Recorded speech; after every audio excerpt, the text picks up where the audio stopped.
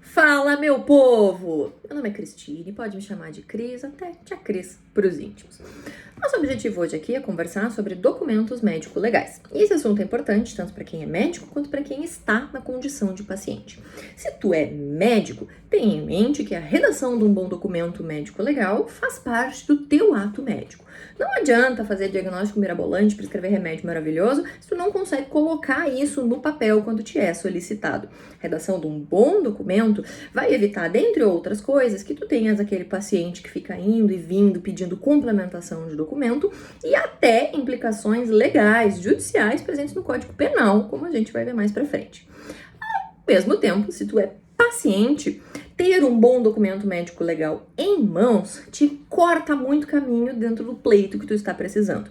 Seja um afastamento do trabalho, seja um benefício previdenciário, seja até uma demanda judicial.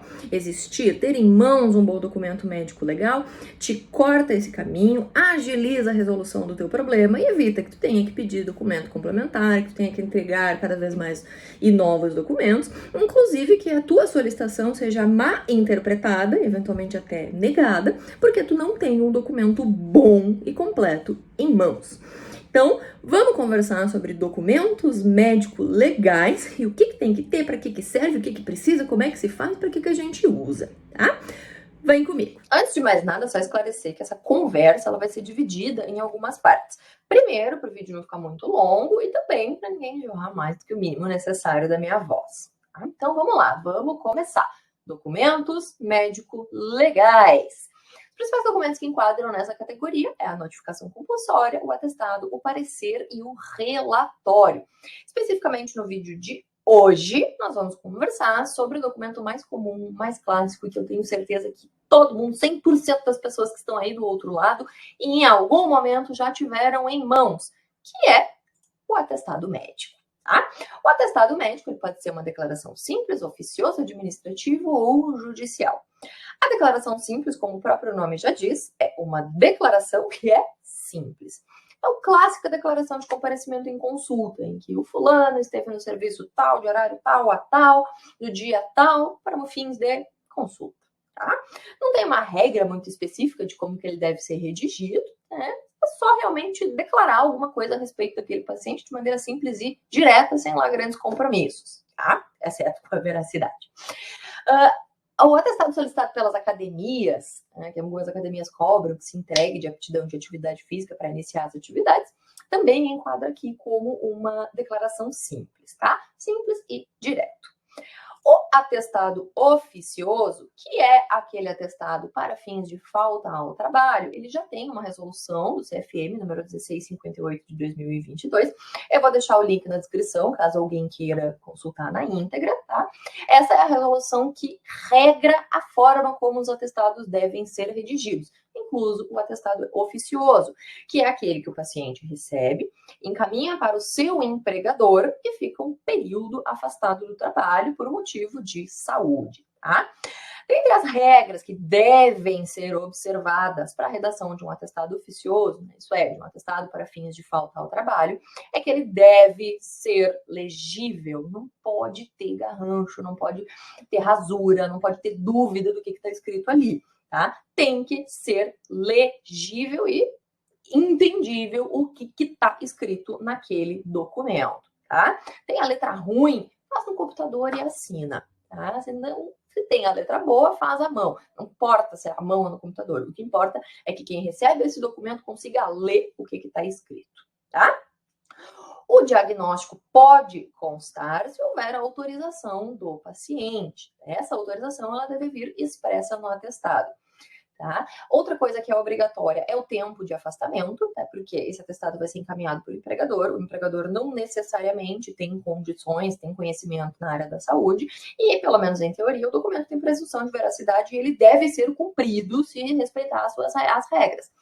Então, tem que ter ali o tempo de afastamento. Se não houver o tempo de afastamento, o empregador vai cumprir o quê? Se não sabe o que tem ali.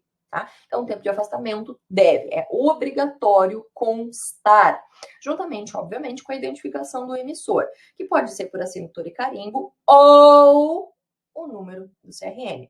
Tem alguns locais que equivocadamente não aceitam atestado se não tiver carimbo, mas isso é um equívoco. O carimbo não é obrigatório. O que precisa constar é o CRM do profissional e a assinatura desse profissional. O atestado oficioso é aquele clássico atestado que vem escrito: atesto para fins de falta ao trabalho que fulano de tal, João da Silva, deve permanecer afastado das suas atividades por 5 dias.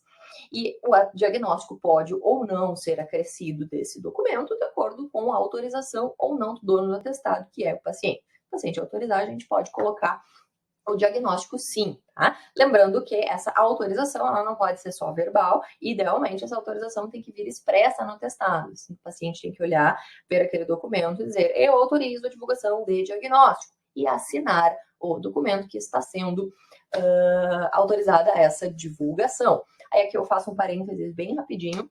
Tem algumas empresas que pedem a existência da CID, do diagnóstico no atestado. Isso não pode ser cobrado, tá? Não é obrigatório a divulgação, não é obrigatório que conste, a empresa tem que aceitar, mesmo que não tenha o diagnóstico expresso no atestado, tá? Se o paciente autorizar e ele quiser mostrar o diagnóstico dele, pode, não tem problema, tá? E a gente coloca, mas não é obrigatório, as empresas não podem cobrar isso. Tá bom? Esse é o atestado oficioso, atestado que vai para a empresa e, em regra, é um atestado de curta duração, porque lembre, esse atestado não vai para a perícia médica do INSS, atestado de curta duração. Então, em regra, até 15 dias de afastamento, é assim que se redige um atestado médico.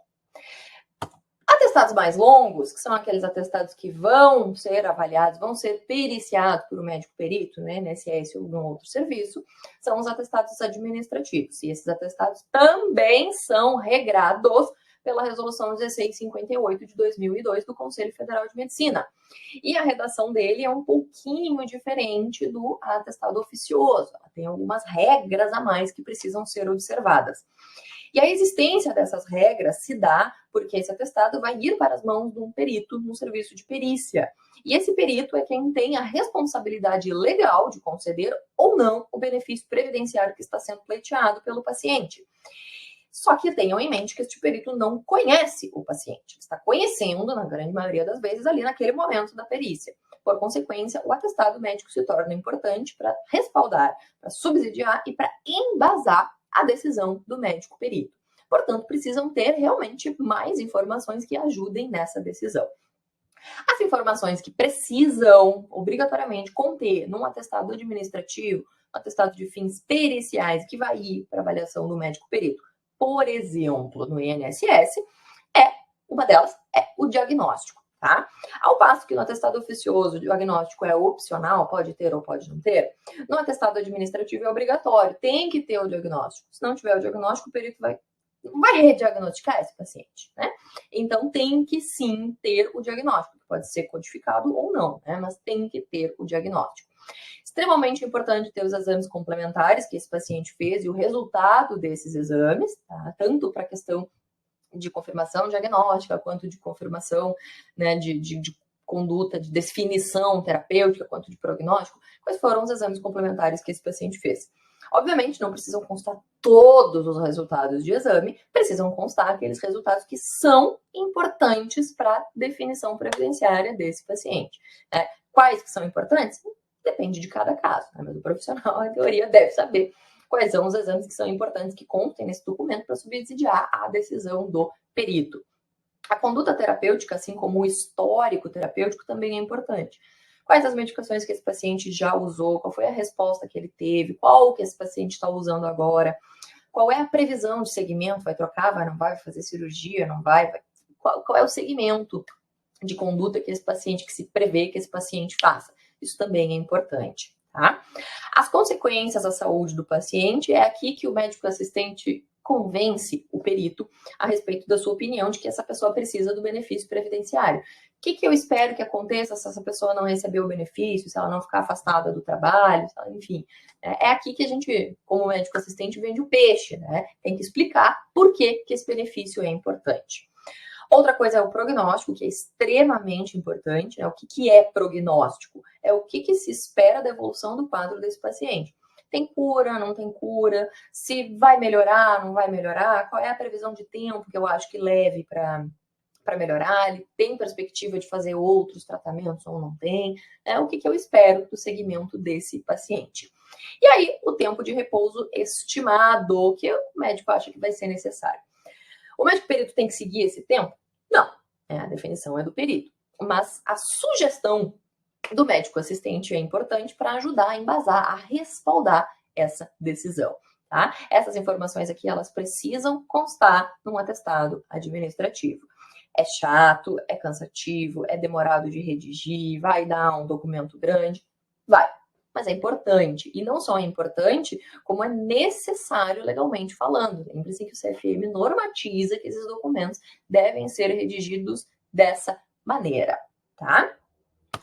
Chamo a atenção para algumas coisas. Por exemplo, o diagnóstico, tá? A divulgação de diagnóstico pode ser tanto codificada pela CID quanto por extenso. Então, não pensem que se vocês colocarem, vocês como médicos, tá? Escreverem ali CID, sei lá, F10, isso não é divulgação porque está codificado. Qualquer pessoa pode pegar aquele número da CID, colocar no Google e descobrir qual é o diagnóstico que está sendo expresso ali.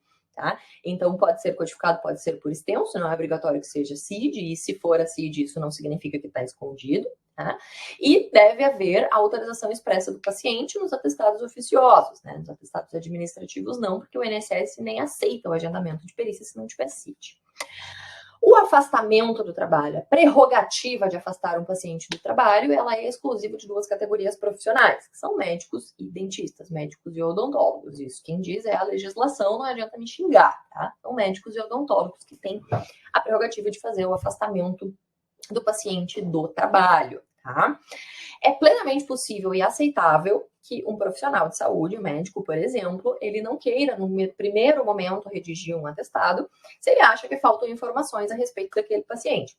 Então, é possível, previsto, que estou em dúvida, peço a opinião de outros profissionais para, então, redigir o meu documento. Por exemplo, eu quero saber como é que vai o tratamento com o psicólogo, com o fonoaudiólogo, com o fisioterapeuta, para ter uma ideia melhor de como que está funcionando esse quadro. Tá? Então, é plenamente possível e previsto que o médico, até o dentista, se considerar necessário, primeiro solicite a opinião de outros profissionais e, então, redija o documento. Não é obrigatório que saia naquela consulta. Tá?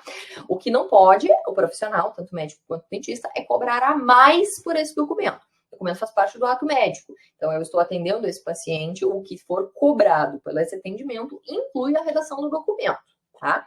Mas isso não pode ser cobrado a mais. Mas não precisa, obrigatoriamente, que o documento seja entregue naquele ato. Né? A gente pode pedir outras informações, esperar exames, avaliar outras coisas, e aí, então, fazer a entrega desse documento. E aí eu chamo muito atenção pela questão do indício de falsidade. Né? Os atestados que são falsos ou que são mentirosos, que são graciosos, né, que aumentam um pouquinho, talvez, uma situação que exista, havendo qualquer indício de falsidade, tá? O que inclui rasura, o que inclui informações que não são coerentes, e por informação não coerente, por exemplo, a solicitação de 1 ano de afastamento por um paciente que tem diarreia, de suposta origem infecciosa. Tá? Então, aquelas informações que são muito bizarras, que não são coerentes, que tem rasura, má redação, dentre outras coisas que sugiram um indício de falsidade desse atestado, o médico imbuído em função pericial, por exemplo, no INSS, é obrigado a fazer uma representação junto ao Conselho Federal de Medicina. Se esse atestado for verificado que foi falso e foi realmente emitido pelo médico, o médico se enquadra em complicações legais, inclusive. Se foi o paciente que falsificou alguma informação ali, rasurou, enfim, esse paciente pode, dentre outras coisas, ser demitido por justa causa e responder por falsidade ideológica. Então, tenham cuidado com os atestados falsos, tá? Porque existe essa obrigatoriedade de representação junto ao conselho e que pode ter, sim, repercussões judiciais. Por hoje é só, tá? E nos próximos capítulos a gente vai conversar sobre os outros documentos médico-legais que tem, que é a notificação compulsória, o parecer e o laudo. Espero que tenham gostado, que tenham sido de alguma utilidade. Qualquer dúvida, estou à disposição. É só deixar um comentário. Muito obrigada e até a próxima!